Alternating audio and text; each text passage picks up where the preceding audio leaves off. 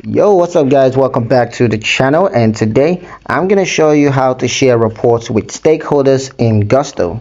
Now, whether it's your accountant, HR team, or executive leadership, sharing reports from Gusto can keep everyone on the same page without the hassle of manual emails or attachments.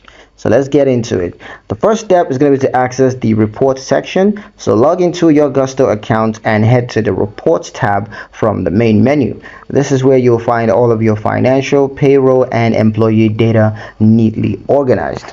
Step 2, choose the report that you want to share.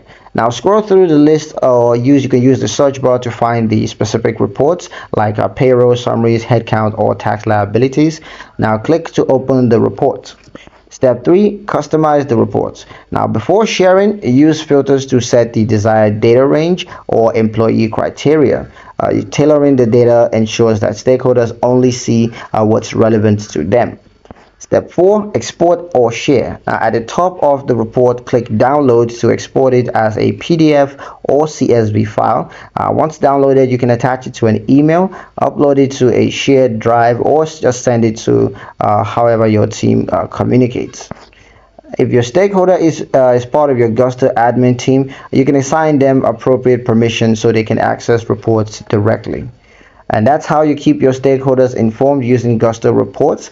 Quick, easy, and professional. Up next, we'll explore how to customize your Gusto dashboard for better productivity, so stay tuned to that. That's pretty much it for this video. Hope you guys liked it. Hope you found the information here useful enough. If you did, like the video, comment down below, let me know what you thought. Share the video with your friends and subscribe to the channel if you haven't done so already. And I'll see you guys in the next one.